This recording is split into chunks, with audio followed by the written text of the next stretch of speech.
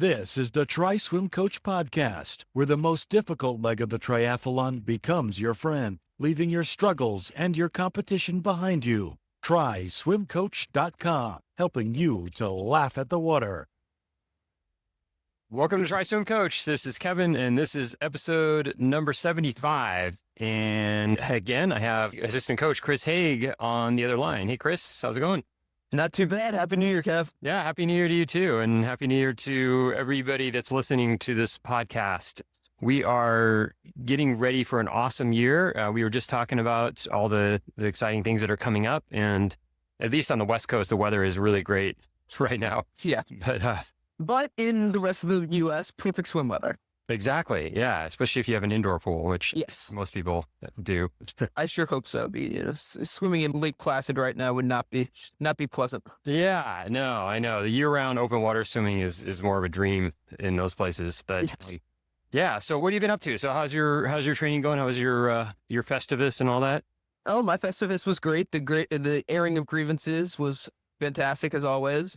I won the wrestling match at the end. All right. But the training's going very well, especially starting into this new year. I've got a couple road races to kick off the year coming up in Phoenix, and then getting full on into the triathlon season.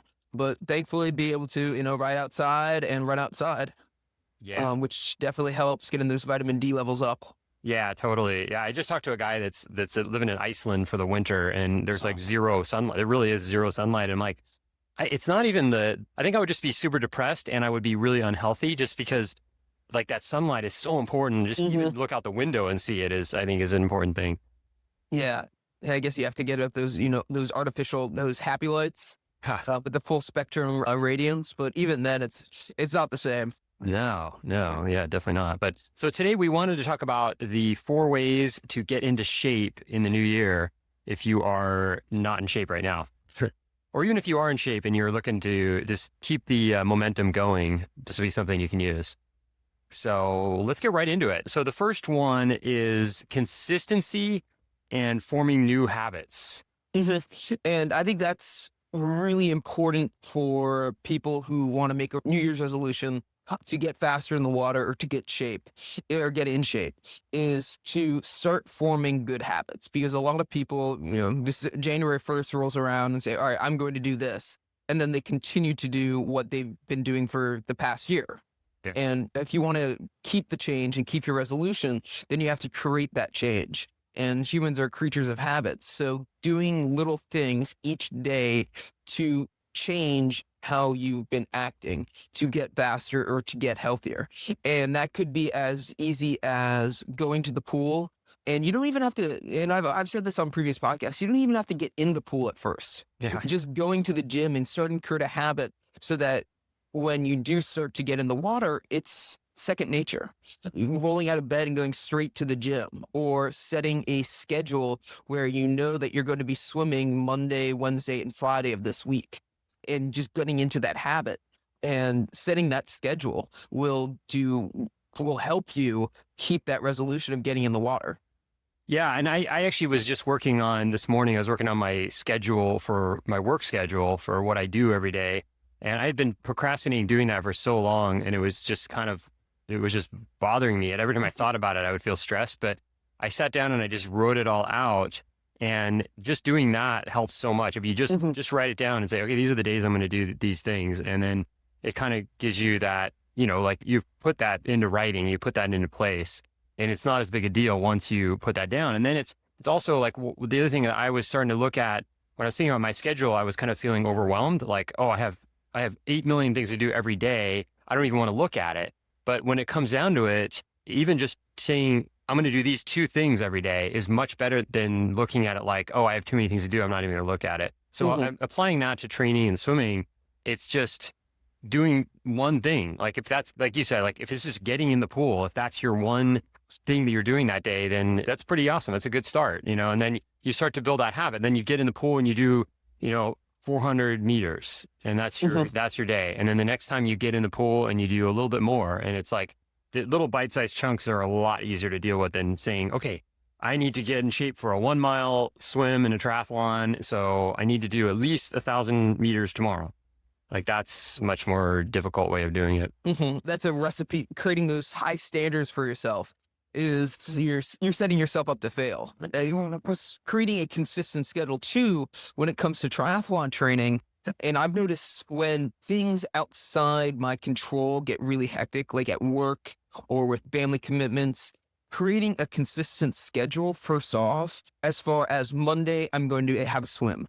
Tuesday is going to be my bike trainer interval day. Wednesday is going to be another swim day. Thursday is going to be my tempo run day. And Saturday long run, Sunday long ride.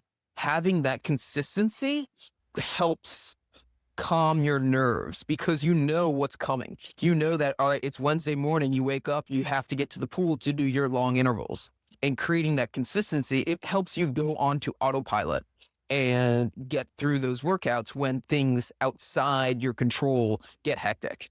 Yeah. It helps those things too. It helps you kind of keep focused. So yeah. Okay. So number 2 on the 4 ways to get in shape is just lock down your nutrition. And this is like 95% of Americans resolve every January 1st, I'm going to eat better. And then they leave it at that. But to really eat better, what does that exactly mean? And to do that, you first have to take analysis of what you do eat currently and what you need to work on.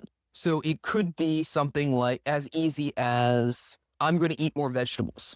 Instead of just saying, I'm going to eat better, which is a vague term, make it specific. I'm going to eat more vegetables in January, or I'm going to have 1 salad a day, or 1 green smoothie a day, or I'm going to, and focus on the positives. Yeah. That's instead of saying, I'm not going to have a Diet Coke, I'm not going to have a Diet Coke, or I'm not going to have cookies or sweets. Instead of focusing on the negatives, focus on the positives. Because if you focus on the positives of nutrition, saying you're going to eat more vegetables, you are going to include 1 salad a day, 1 green smoothie, focus on those positives, it's a lot easier. It's less punishing and more rewarding. And when you nourish your body properly with those vegetables and those greens and those nutrients, you will find that you are craving the junk less. So instead of punishing yourself saying, I'm not going to do this, reward yourself and make it a reward to include those extra things. Yeah, that's a good point. And what's helped me with that stuff is following basically getting energy from fat in your diet. And if I eat more fat, I crave sugar less, and I eat, so maybe pick one thing that you could pick as your healthy fat, like maybe it's coconut oil or almond butter or something, and just add that to your diet. And then you won't eat as much of the bad stuff as the stuff that's draining you, and you'll eat more of the stuff that's giving you energy. So, and it's not overnight, it's like you could add coconut oil. That's the first thing. The idea is that you're going to be more full and more satisfied. And then it's just not as tempting to do the desserts as much. Exactly. If you're satisfied, then you're less likely to be tempted by cravings and sweetness. If you satisfy your hunger and satisfy your needs as far as nutrients go, you won't be, your determination and willpower to bypass the cravings, to beat the cravings and bypass that, that plate of sugar cookies, or to go past the donut shop, your ability to do that will be so much stronger. Yeah. When you're talking to triathletes, it's more like bypassing the Luna bars and the cookie aid and, all the junk. Because it's really not that much different. When you look at a Luna bar, like what's in there, it's almost like a candy bar. It's like pretty much the same sugar profile as a candy bar, if not more. Yeah. Yeah. And if you're going to go that way, like let's say you're working out and you need some carbs and you need something quick. I find that like the Lara bars they're pretty decent because they don't have any junk in them. They're just like fruit and nuts, basically. The Lara bars are pretty good. I like Amarita bars, as you know, just because those are organic. They're non-GMO. Yeah. I think Lara bars are actually owned by Kellogg's, and I'm not huge. Yeah, I think so. They originally were like an independent company, but they got bought up by Kellogg's. Amarita bars are good. Bonk breakers are kind of all the rage right now. I don't really like those because those are the first ingredient, I think, is brown rice syrup, which is a sugar. So I like Amarita bars, but if that's enough sugar for me, just in those dry fruits. But even switching, if you're a triathlete or you're doing longer distances, doing something like UCAN Superstarch, that helps you burn fat more. It's a carbohydrate source from corn. So it's similar to maltodextrin, but it's been genetically modified. And I know like all the hippies are raising their ears right now and turning us off. Yeah. But it's a genetically modified cornstarch that allows you to, it gives you carbohydrates, but does not trigger it's a slow release burn. Right. So you do not spike your blood sugar and you're continuing in that fat burning zone. Yeah. It's like the sweet potatoes. Right. Exactly. Yeah. And I guess sweet potatoes if you wanted to go for a more natural source. But it's kind of hard to, at least when you're going, at a higher intensity or going for long rides, it's a little hard to, chow down on a sweet potato mid-ride. Yeah, although I've been buying Trader Joe's, I know not everyone has access to Trader Joe's, but they have these frozen sweet potatoes. They're just little chunks of them. And I do in the morning, a lot of times I do a smoothie and I'll put some of the sweet potatoes in them. And, genius. yeah, and that makes you full for a long time and gives you energy. So it's a great way to start the day. And I put protein in there and I put a raw egg and stuff too. But Rocky style, nice. yeah, 4 o'clock and go, run across Philadelphia. Yeah, no, I wouldn't do that before a run because yeah, it's a little much on the stomach, but yeah. Yeah. So there's a lot of things you can do to add. And I think that's the key is adding and thinking about what you can do that's in addition instead of like, oh yeah, I got to cut out like 8 things out of my diet and it's overwhelming. Yeah. And focus on the positives, make small changes and those eventually will start, one step at a time, one change at a time. And once you realize you can make that tiny little change, then you can make the next tiny little change and the next tiny little change. And before you know it, you've gone from eating 75% clean all the way to eating 90% clean or above. Yeah. But focus on the positives and make smaller incremental changes instead of trying to completely revamp your nutrition, which will lead to burnout and your body not thanking you. Yep. Forget about the resolutions. Just take it day by day. Exactly. So, okay, number 3 is stretching or yoga or meditation or relaxation. And this has been one of my resolutions is to stretch more, to do more foam roller and really take care of my body, because what I left out in 2013 was seeing how my stress levels and my relaxation and my flexibility was impacting my training. And at least as far as stretching goes, when I got into the water, I would always notice if I had a massage or if I had done the foam roller before, or if I had gotten a chiropractic session before swimming, whether it was the day before or just a few hours before, my stroke was so much more relaxed. And because of it, I was able to swim faster. And that's what I'm starting to put together is if my muscles are relaxed and lengthened and able to fire appropriately without the tightness, not only do I save energy, but I'm able to lengthen out my stroke and also have a smoother, cleaner stroke instead of, entering the water prematurely, sinking my elbow down. Having that flexibility and being more relaxed will carry over into your running, your swimming, and your biking. Yeah, totally. And yeah, for my personal thing with stretching is I haven't been doing a good job at that. And I've been getting a really tight shoulder, which is kind of a common ongoing thing for me. But there's a part of the TriSwim Pro package when you sign up as a member on the site, triswimpro.com. There's a series of yoga videos and they're short. They're like just a few minutes each. There's 4 of them. And it's a friend of mine that did them specifically for triathletes. And I started going back and doing some of those, and that's helped a lot. And it's so easy. You just pull up the video and watch a few minutes, just do the simple yoga stretches, and you can do it every day. Just take a few minutes out of your day, do that. And it really helps. So, and these are actually designed for people that are swimming, biking, and running. And they're also designed to help prevent shoulder problems, which is a common thing with swimmers. So yeah, and then again, it goes back to our theme, which is just getting consistent and doing it on a daily basis or, Monday, Wednesday, Friday, whatever it is for you.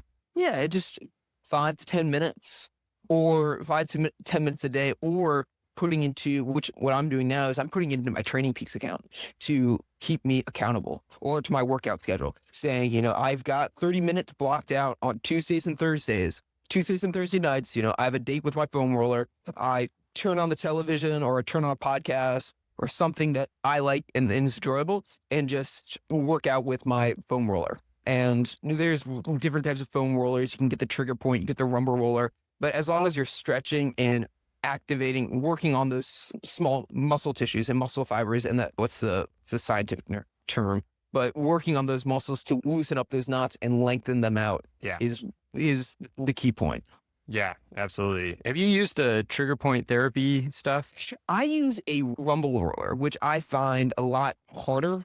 And it really is. It's like 300-pound Russian woman massaging my muscles. It really gets into the nitty gritty. So I like the rumble rollers more just because they have the trigger point. I find that the ridges on the trigger point aren't tough enough to get into where I need them to be. So I like the rumble roller more. But the trigger point, I will say with the trigger point, it's fantastic with if you have plantar fasciitis on your foot. I used that in college when I would get plantar fasciitis and I would roll my foot out on their trigger point. They look like little barbells. Yeah. That's what really worked really good well for me because the golf ball was a little bit too much and I wouldn't do it because it was just so much pain. But the trigger point, it activated the whole entire plantar fasciitis underneath my foot, which I liked. Yeah, that's good stuff. That ball, you can use that little ball for so many different things. Like I use it for my shoulder and you can, get knots out. But I also use those dumbbell looking things. That works pretty well. It can be pretty intense too. Yeah. And if you want to be cheap, a lacrosse ball does the same thing. Yeah. But the trigger point doesn't roll all over the place. Sometimes you can kind of lose control of the lacrosse ball. Yeah. But the trigger point, that's what I like about the trigger point is that you don't lose control of it. Yeah, that's true. Yeah. Cool. So the last one to get in shape is get support. Creating a support network and realizing that you're not doing it on your own, it's immensely helpful, especially if you're training for a longer distance. Let's say you're training for an Ironman in August. I'm doing Ironman Boulder and I've already signed up with the Ironman Boulder Facebook group. And that just keeps me accountable. I learn tips and tricks from people who are doing it, people who have done the bike course, people who, we bounce off questions off each other. Like, what would be a good, workout session to work on my VO2, increasing my VO2 max or my lactic threshold, and creating that support group. So reaching out on Facebook or even closer to home, telling your wife or your kids or your coworkers, I'm going to make a commitment to lose 5 pounds, 10 pounds. And that keeps you accountable. Make it known so that you have people checking in on you. And also look for other support, like a coach, people who are in the know, people who can help you out and give you advice if you ask for it. Maybe it's a nutritionist, maybe it's a swim coach. And this goes back to the first point, especially with swimming. If you are new to the pool, you need to set good swim habits and technique habits now, instead of trying to do it on your own for the next 6 months and then realizing that your form is terrible. You have to undo all those habits you learned. Getting a coach now, pay for 1, 2, 3 sessions to look at your form, or even do it online and record your form, send it to one of us, send it to your coach, and have them analyze it so that you can focus on and create good habits now before you ingrain bad habits into your muscular system. Yeah. And so getting the support from a coach, getting a support from a nutritionist, coworkers, family, having a support group surround you with positive influence will help you achieve your goals later on. Yeah, absolutely. That's so important. And one thing that we did towards the third or the fourth quarter of last year was we started doing these 21-day challenges from the TriSwim Coach Facebook page. And the first one was a huge success. And the second one just blew me out of the water. There was so much interest in it. And there were so many people that were just so fired up to be part of this group and to do this 21-day challenge, which the last one was just was plank position. And that just shows me, and it shows that, everybody wants to do these things with other people. And that's everything with triathlon and with any kind of endurance sports is getting together with other people. And you can do that. I mean, if you go to our Facebook page, we do these 21-day challenges from time to time. If you join our pro membership, we actually are going to start to do monthly themes. So we're going to focus in on one thing each month this year. So the first month, we're still kind of working it out because it's going to start next week. But first month's going to be like, let's say it's high elbow catch. We'll totally hone in on that, and we'll just work on that. We'll have people send in their photos and their videos, and then we'll move on to something else. Like maybe next month it's going to be core, working on your core or something. This is something that's done with a group. So you're working with us, and you're also working with fellow teammates and things like that. So you have that camaraderie, which is so important. Yeah, I did the 21-day plank challenge, and seeing Gil who won it, Man, he's in southern France. He moves a lot, but he did the plank for I think 7 minutes at the end. But he No, would it was post, 16 minutes. gosh, yeah, he would post these great pictures of him like planking on the side of his roof, or Yeah. planking in the middle of the street, or planking with the southern France in the background. I'm like, wow, if he can do that, Yeah. I can easily roll out of bed, plank for a minute, and go back to bed. Oh, But having that support group and having people say, oh, I did the plank today, or pictures of people planking with their families over Thanksgiving break, or it was a great supporting community. And what really got me was a couple of days ago, someone posted, I think you saw this, someone posted saying, I didn't really stop the challenge. Yeah. I, did 21 days and I kind of liked it. So I kept on going, and I've gone from 30 seconds all the way up to 8 minutes. I'm like, wow, that's incredible change. Yeah. And just having that feedback and that support group and that accountability loop yeah. really, it makes training and making changes a lot more enjoyable and doable. Yeah, for sure. Yeah.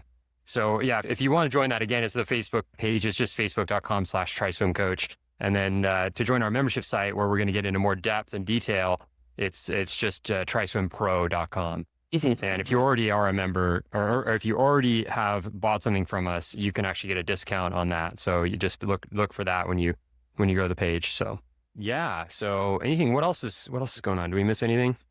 Well, Let's just wrap that up. So that was our 4 ways to get in shape for the new year. I didn't want to talk about resolution like 90% of everybody else is, because resolutions, like 7% of people keep their New Year's resolutions. So I think that's, the odds there are pretty slim. So just the emphasis where we're emphasizing here is just do little things, make little changes, and be consistent.